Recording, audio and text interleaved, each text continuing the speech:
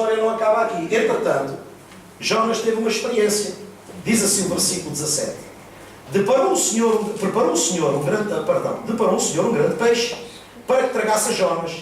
E esteve Jonas 3 dias e 3 noites no ventre do peixe. Nós estamos a falar acerca do sinal de Jonas. Não percam a mensagem. Do sinal de Jonas. E diz assim no capítulo 2, no verso 1. No ventre do grande peixe. No ventre do grande peixe.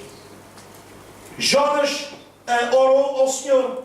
E disse: na minha angústia clamei. Por isso é que eu digo que este livro é um livro autobiográfico. Porque ele está aqui a falar o que orou. Ele está aqui a falar o que orou. Ele disse assim: olha, na minha angústia clamei ao Senhor. E Ele me respondeu. Do ventre do abismo gritei, e tu ouviste a minha voz. E depois começa: pois me lançaste no profundo do coração dos mares, e na corrente das águas me cercou. Todas as suas ondas e as suas vagas passaram por cima de mim. Então eu disse: lançado estou de diante dos teus olhos, tornarei porventura a ver o teu santo templo. E as águas me cercaram até à alma. O abismo me rodeou. E as algas se enrolaram na minha cabeça. Desci até aos fundamentos. Isto tem um simbolismo de que, na verdade, até os seus pensamentos estavam controlados. Os seus pensamentos estavam completamente amarrados. O homem estava angustiado. Ele era angústia pura e dura. Pelo reconhecimento do seu erro. E então diz assim, vamos saltar para o versículo 8, diz: os que se entregam à idolatria vã, abandonaram aquele que lhe é misericordioso. Repara o que ele está a dizer. E depois diz assim: mas com a voz do agradecimento, eu te ofereci o sacrifício. O que votei, pagarei. O que votei, pagarei. Portanto, ele já se tinha consagrado a Deus no propósito: Senhor, olha, faz-me o que tu quiseres. Se tu queres que eu vá lá, eu agora vou lá. Já não fujo. Falou, pois, o Senhor ao peixe, e este vomitou Jonas na terra. Depois diz que veio a palavra do Senhor segunda vez a Jonas, dizendo: dispõe-te e vai outra vez à grande cidade de Nínive. Irmãos, os planos de Deus não mudam. Isto é uma prova de que os planos de Deus não mudam. Jonas, a primeira, a chamada que tu tiveste, não é para ir para o Alvardim para ver se dá ou não dá. Não, vais para o Alvardim. Se houver paciência, se der, olha, melhor. Não, irmãos. O objetivo de Deus é um objetivo que tem que ser sempre cumprido. Sempre cumprido. Porque quando Deus faz alguma coisa, quando Deus manda alguma coisa, Ele tem um propósito para ela. E isso tem que estar bem presente no nosso coração. Apesar das dificuldades, apesar das tribulações, apesar das lutas, apesar dos desgastes, apesar de tudo isso, é o plano de Deus que tem que ser cumprido. E nós é que temos que dar cumprimento ao plano de Deus. Se fomos nós que fomos chamados, somos nós que temos que dar cumprimento ao plano de Deus. Deus podia ter dito assim: ó Jonas, és um banana, é pá, tem que escolher outro. Mas ele não, Jonas, és tu. Fazer o quê? Porque sabes porquê, Jonas?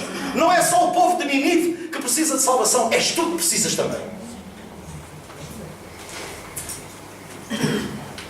E então diz o capítulo 3, versículo 1: veio a palavra do Senhor segunda vez a Jonas, dizendo: dispõe-te, vai à grande cidade de Nínive e proclama contra ela a mensagem que eu te digo. Levantou-se, pois, Jonas e foi a Nínive segundo a palavra do Senhor. Ora, Nínive era cidade muito importante diante de Deus, e de 3 dias para percorrê-la. Portanto, a obra tinha que ser feita em 3 dias.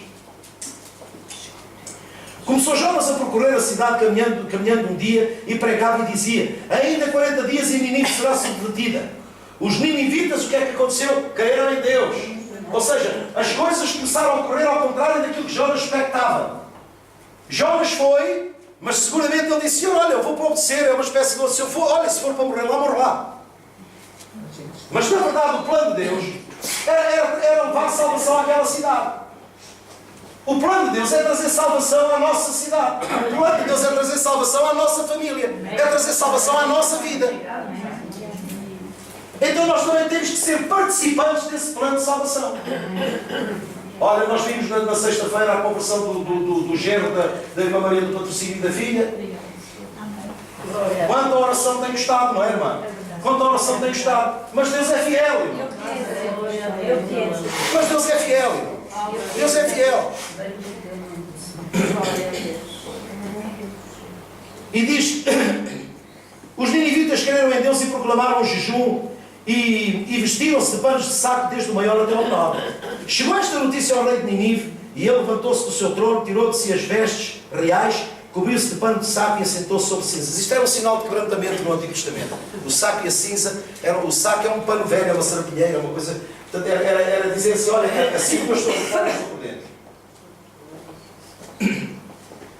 E fez proclamar e divulgar em Nínive, porque mandando do rei e seus grandes, nem homens, nem animais, nem bois, nem ovelhas, nem coisa alguma, nem os levem ao pasto, não comam, nem os levem ao pasto, nem bebam água. Ou seja, era um jejum completo. Mas sejam cobertos de pano de saco, tanto de homens como animais, e clamarão fortemente a Deus, e se converterão, cada um do seu mau caminho, e da violência que há nas suas mãos. Eu começo aqui a ver o sinal de Jonas a operar. Eu começo a ver aqui o sinal de Jonas a operar, irmãos. E o sinal de Jonas, o primeiro sinal que ele emana é aqui, arrependimento. Arrependimento. Irmão, a igreja tem que se arrepender. O crente tem que se arrepender. O crente não pensa que é por estar na igreja que não falha, que não erra, que não peca. Não. Nós temos que pedir a Deus perdão todos os dias da nossa vida. Porque nós erramos todos os dias. Nós falhamos todos os dias. E isso não é um ato religioso. Isso é uma limpeza espiritual que todos nós temos que fazer todos os dias da nossa vida. Assumir o nosso erro. Assumir a nossa culpa. Não é escondermos atrás do diabo. Não. É dizer, Senhor, errei. A culpa não foi do diabo. A culpa foi minha. Porque eu nem sequer tentei resistir à tentação. Eu cedi à tentação. Porquê? Porque eu queria. E a Bíblia declara que nós somos apanhados quando engodados pela nossa própria concupiscência.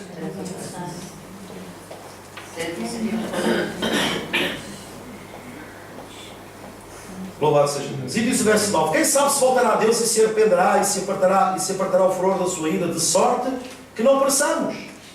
E viu Deus o que fizeram, como se converteram do seu mau caminho. E Deus se arrependeu do mal que tinha dito que lhes faria e não o fez.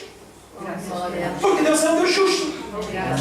Deus às vezes as pessoas quando são levadas a falar da justiça de Deus, Deus é bom, mas Deus é justo. Parece que a justiça de Deus é feita de pau na mão. Parece que é...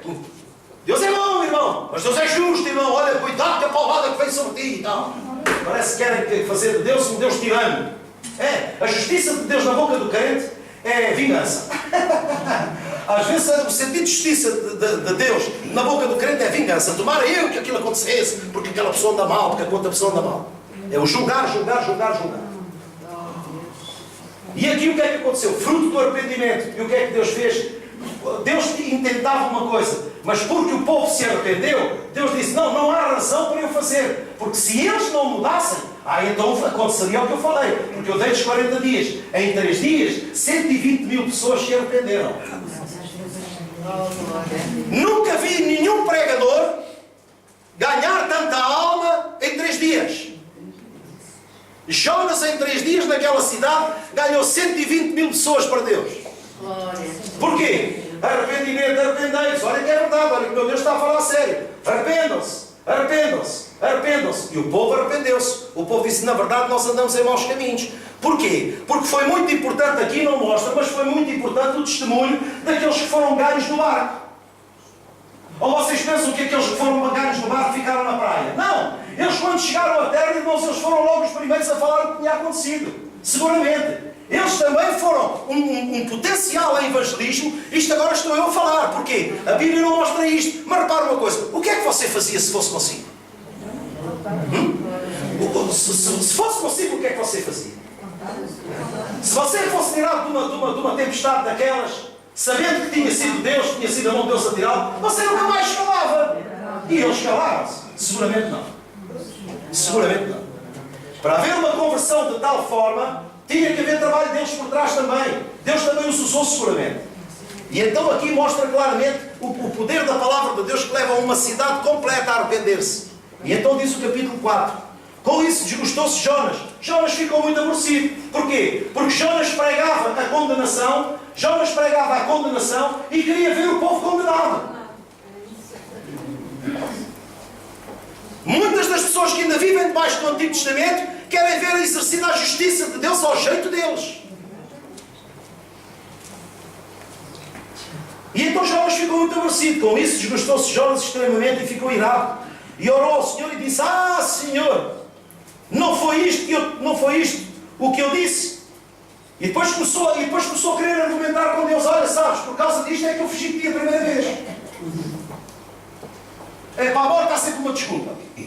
Pois, Senhor, é por causa de saber, por causa destas coisas. Eu sabia que ia pregar, eu sabia, olha, eu conheço, sei que tu és bom, sei que és misericordioso, sei que a tua bondade é tremenda. E então eu sabia perfeitamente bem o quem tu eras. Mas caramba, agora estás-me a dizer, olha, ou se portam bem ou levam cabeça fora. E agora vejo a malta toda com cabeça, com que cara é que eu fico? Não, o trabalho dele estava feito. Mas ele não ficou contente, porque ele considerava que aquele povo não era merecedor. E ele saía. O Deus que exerceu misericórdia do tirar do vento do mar, do tirar do mar,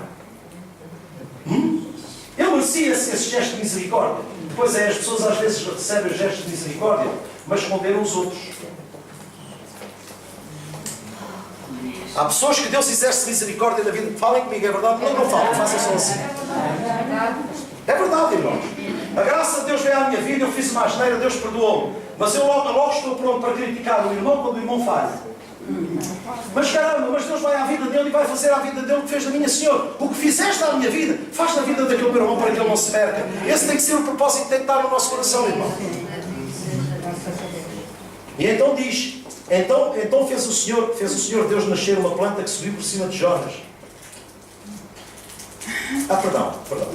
Diz assim o versículo 2 do 4. E orou ao Senhor e disse, Senhor, não foi isso que eu disse, estando ainda na minha terra. Por isso me adiantei fugido para Tarsis, pois sabia que és Deus clemente e misericordioso e tardio em irar, e grande em benignidade, e que te arrependes do mal. Peço depois, tira-me a vida, porque melhor é morrer do que viver. Onde vês tomar mel?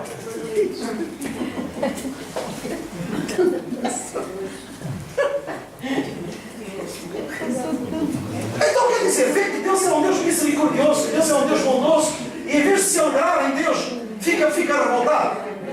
Deus, não foi para isto que tu puseste a pregar. Então, sei lá uma coisa, quem prega arrependimento, prega julgamento. Não prega salvação, irmãos. Quem prega o Evangelho, não prega condenação, prega salvação. Para que todo o que nele crê não pareça, mas tenha a vida eterna. O objetivo é ganhar almas, não é perdê-las. Mas aquele homem não entendia aquilo, e Jesus e Deus disse assim, bom, ok, Jonas, então vou-te levar ao laboratório e vais ser minha cobaia, porque tu agora vais compreender o que é a minha misericórdia. Que é para tu compreenderes que aquilo que eu fiz é o correto. E então Deus fez com que Jonas passasse por uma última experiência.